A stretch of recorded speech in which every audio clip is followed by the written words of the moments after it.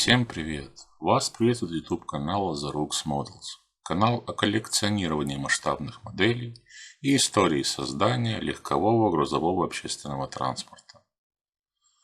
Этот ролик посвящен одному из самых известных и массовых троллейбусов СССР Шкода 9ТР.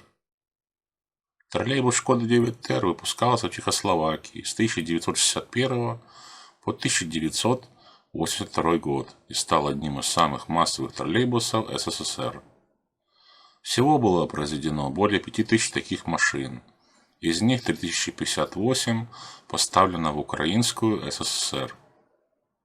С конца 1960-х годов Шкода 9ТР постепенно вытеснил отечественные модели в Киеве. По всей видимости, примерно с начала 1970-х годов эти троллейбусы активно эксплуатировались в пассажирском движении. Помимо киевских дорог, Шкода 9ТР успел отметиться и на юге Украины. Маршрут троллейбуса номер 52 Симферополь-Ялта был создан по решению Совета министров Украины в октябре 1958 года, а движение открылось 6 ноября 1959 года, после завершения строительства первой очереди до Алушты. Вторая очередь, соединившая Алушту и Ялту, была построена в июле 1961 года, завершив таким образом создание самого длинного в мире междугородного троллейбусного маршрута. Общая продолжительность маршрута Симферополь-Ялта составляла 96 километров. В 2010 году крымский троллейбус попал в Книгу рекордов Гиннесса как предприятие, использующее самые старые в мире троллейбусы в регулярной эксплуатации. Самая необычная достопримечательность южного берега Крыма – это памятник троллейбусу. На высоте более 750 метров над уровнем моря на специальном постаменте стоит троллейбус-ветеран Шкода 9ТР, который курсировал по трассе Симферополь-Алушта-Ялта еще с советских времен и перевез почти 21 миллион пассажиров. Также троллейбус Шкода 9ТР встречался в эпизодах фильмов и сериалов, таких как «Инспектор уголовного розыска»,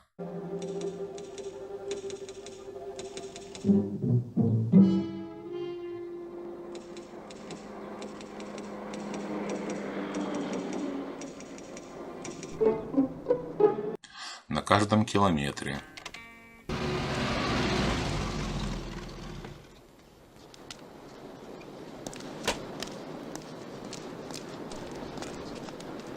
«100 тонн счастья», Скалата за кръвното налято.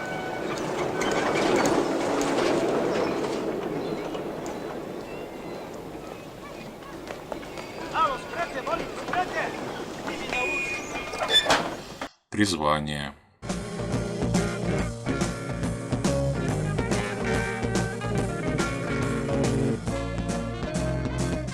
Здравствуйте, скажите, где справочная? Справочная? Вон там за углом.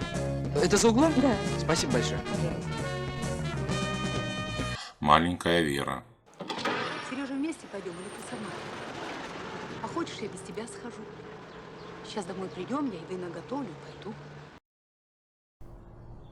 Еще Шкода 9ТР отмечала системой сцепки поездов из 2 вагонов. Она была разработана в Киеве Владимиром Векличем. В самых загруженных маршрутах сцепки позволяли существенно увеличить пассажиропоток.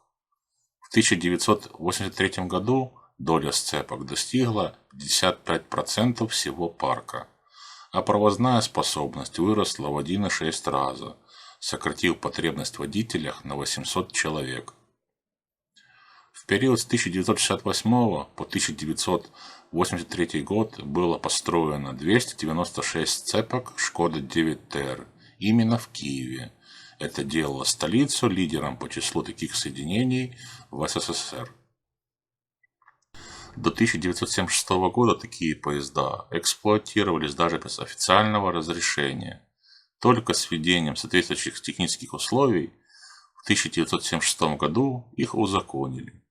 Постепенно Шкода 9ТР в Киеве начали заменять более современными, такие как Шкода 14ТР, ДАК 217Е и Шкода 15ТР с конца 1980-х годов.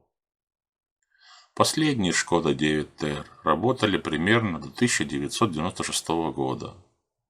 В целом эксплуатация модели в Киеве длилась около 34 лет, с начала 1960-х до середины 1990-х годов. Всем спасибо за внимание, подписывайтесь на канал, ставьте лайки, жмите на колокольчик, чтобы не пропустить новые выпуски, и до новых встреч!